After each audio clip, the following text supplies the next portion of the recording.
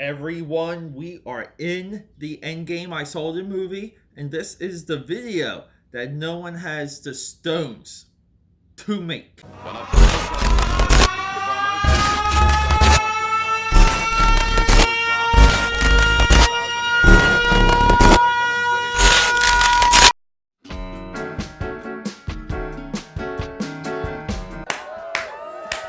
That is what the audience did a lot last night during Avengers Endgame in Philadelphia, PA, on Columbus Boulevard. That's my local theater. It's huge. I saw it at an RPX theater.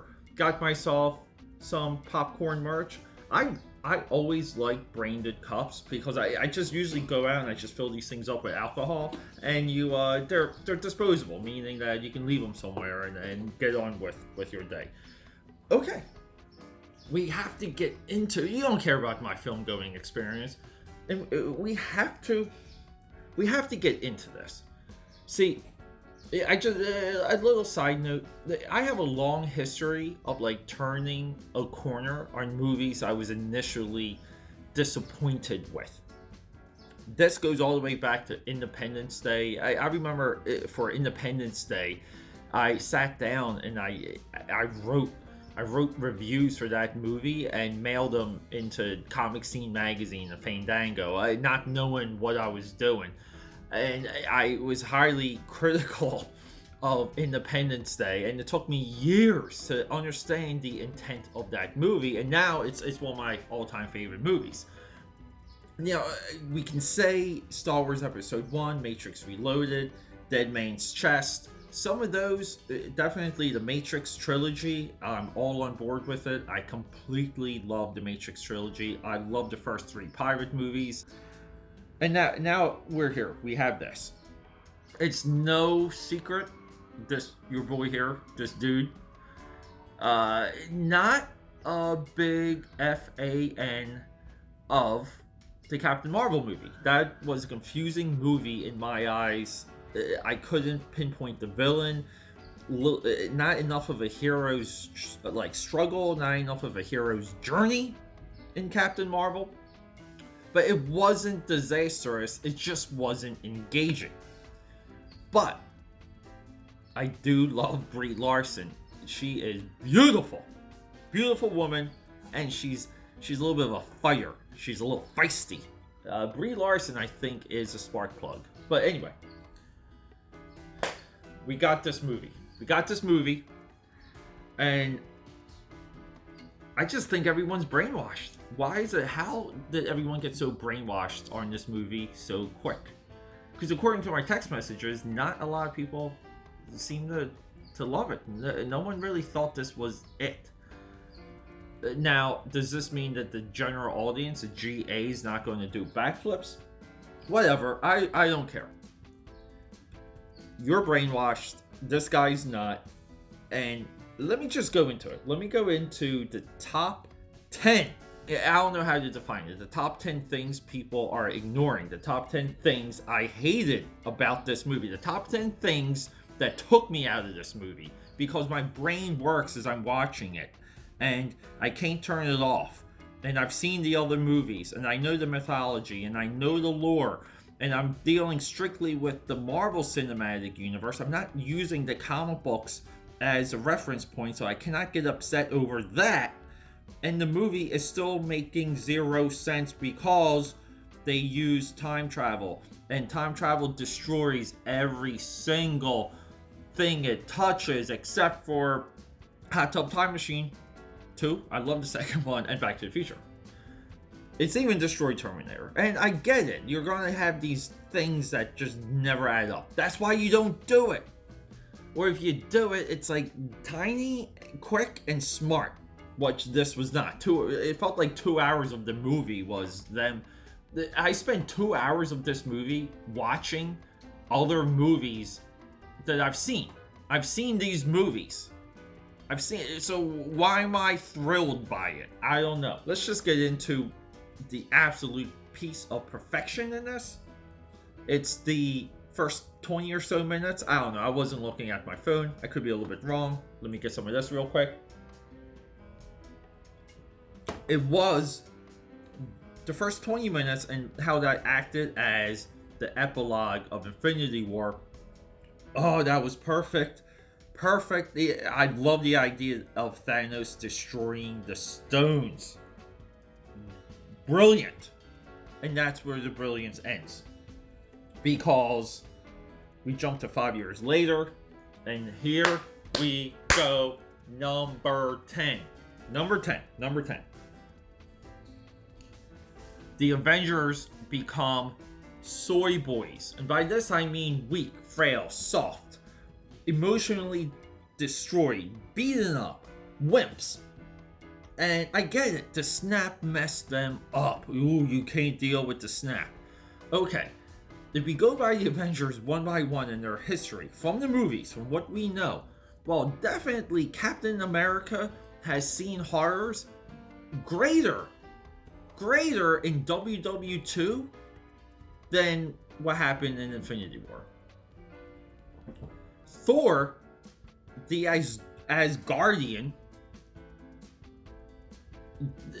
tens of thousands of years, hundreds of thousands of years of history, and like there's a real history on the Thor side.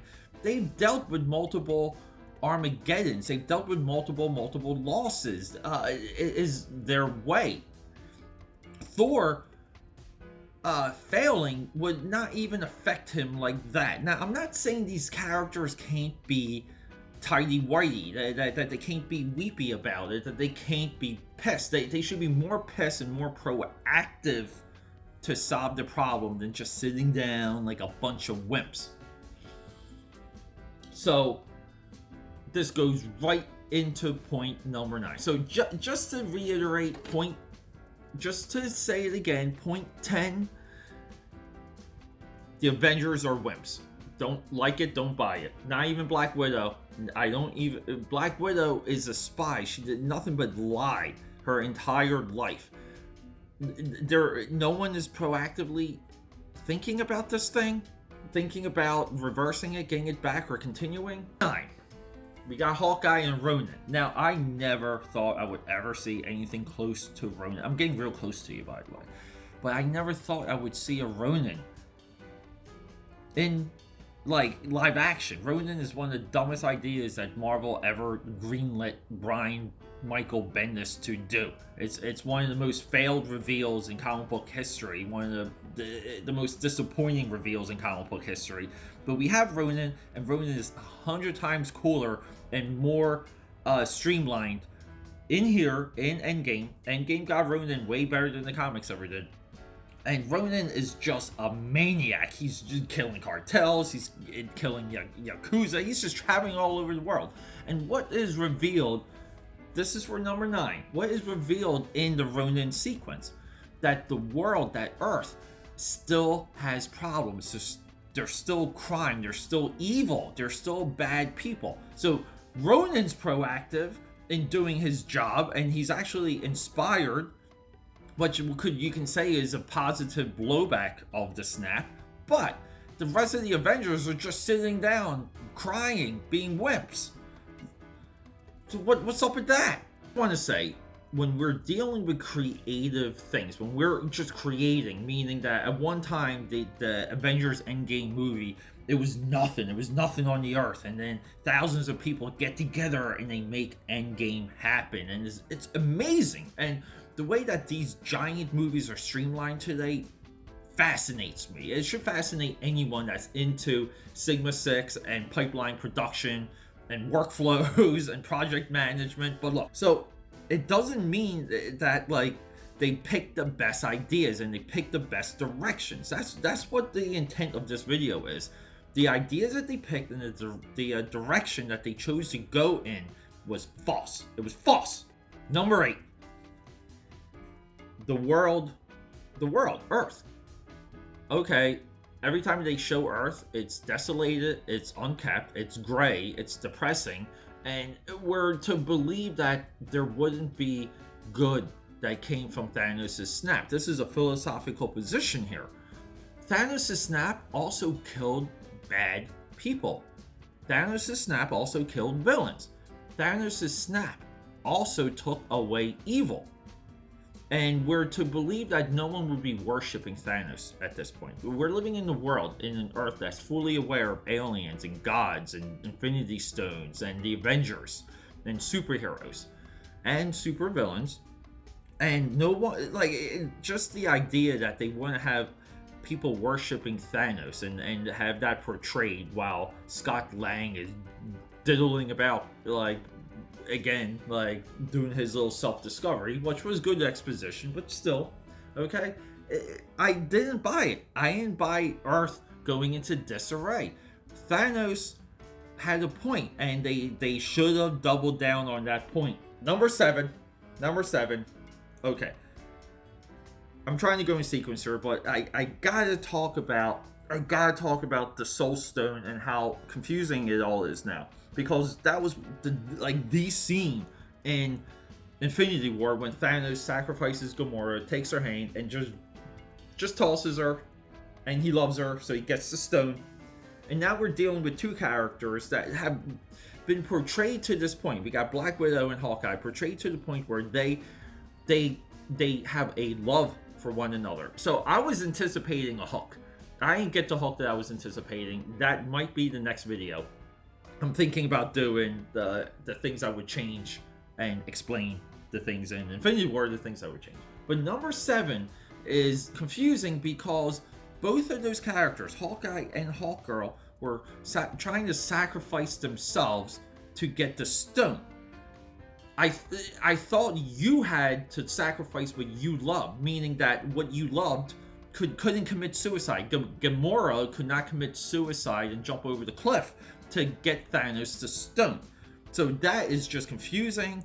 It was forced melodrama. Number six, the plot, the meat, the juice, the steak of the movie is time travel. We're time traveling now. There's been some amazing franchises completely decimated by time travel. Mortal Kombat. I'm looking at you. The timeline for Mortal Kombat makes zero effing sense right now. Thank you.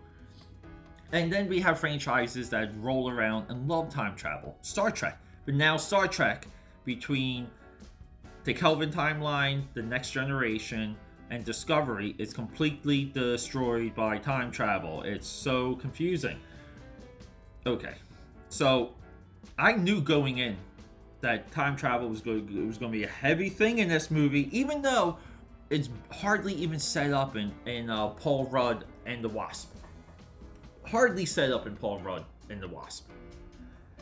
And it just makes no complete sense, even within how they're explaining it. I'm sorry, you can say it back to me. You can explain it back to me. You can reference all of it, and it still doesn't really add up because they're saying Destiny. It's almost like a Terminator 3 thing, where like Terminator 3, it was like the rise of the machines, which was like Destiny happens no matter what. And something that happens that you go back on, it's still somehow linear, where it's not though. It's not. And doing all the fan service and the cameos and the constant like beating of the bag, it was exhausting. There wasn't much there, and like even watching like Tony Stark fumble around like with his father, it really did nothing, and there was like no real stakes. It felt like there was no real stakes. I don't even like the Hail Hydra crap. It was cute, but okay, whatever. That did get a big cheer up. So I hear you. So, we got some rain coming. Okay, so even the point that they're time traveling to other planets and locations, it's so dumb. It's stupid. Time travel transports where you are in that place. It doesn't transport you. And I get it, they're using the quantum realm, but the way how Scott Lang explains the quantum realm in the beginning of the movie says like you're in a single place, it's a microscopic universe, and then there's like a time pocket that can suspend time.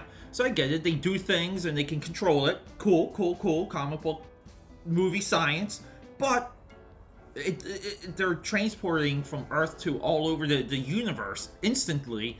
It makes no sense. It took me out of it. They could have explained that. You had 3 hours to explain it. You couldn't.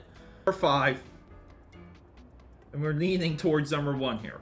Okay. Oh, so real quick before we hit number 5, if you know the original plan of action, if you listen to Zack Snyder's original plan of action for how they were going to handle time travel in the Justice League movie, the script and the idea that Warner Brothers rejected, the Justice League movie had time travel better.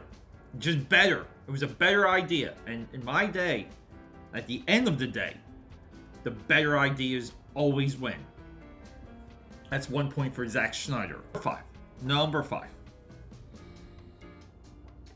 We're going to go right back to Zack, because I had a flashback of a major disappointment for me in a movie that's tough for me to find a connection to and nuance with. Oh, we're dealing with a heck of a storm right now. Philly's just lit up. It's almost like a tornado. Number 5, it brought me back to Justice League when they're chasing the mother box. And you're like, what? Yeah, when they're chasing the gauntlet through a giant battle, because that's the only thing you can do in a battle, I guess, is chase something. It just seemed weird, repetitive, and I was like zoned out, bored. I was just bored from it. Number 4, the 4 Horsemen. Number 4, Captain America leaving the shield for Falcon at the end of Avengers Endgame. Why is this? Why did this spin my head? Number 1, it validates Rob Liefeld's idea from Heroes Reborn when Captain America slices his hand and drips his green oozing serum blood into Falcon's mouth, creating a superhero. Comic book science, it makes sense. Oh, this rain is really coming down. I apologize if it's too loud. So, the Falcon's not superpowered at all in the MCU. Winter Soldier is. He's been experimented on. He's got super strength. He can go toe-to-toe with Captain America. And we all thought they set that up in Winter Soldier. That would have been absolutely perfect. No one really buys Falcon as Captain America. Sorry, Charlie. No way. In no way. Winter Soldier is the least superpowered. He's the least superpowered. Now you're giving the shield to just a guy. What's he going to do? He can't throw it the same way that Captain America or Steve Rogers and Bucky Barnes can. They can throw that shield like 10 football fields because they're super powered. What is Falcon going to do with the shield? That is one major point for Rob Liefeld. Number 3. I'm just going to go through my nitpicks for number 3. Too many setups for the Disney streaming service. Loki with the Time Gem or the Tesseract or the Cosmic Cube transporting himself out. That's one reality. Peggy Carter, Steve Rogers. Now, we're to believe that there was an alternate timeline that where Peggy Carter, who's British, but somehow becomes Captain Marvel in the What If series that Disney streaming's making. But somehow she's Captain America and he's something. So that's one. So all the Disney streaming services are alternate timelines, and none of it's even connected. So whatever, no investment there.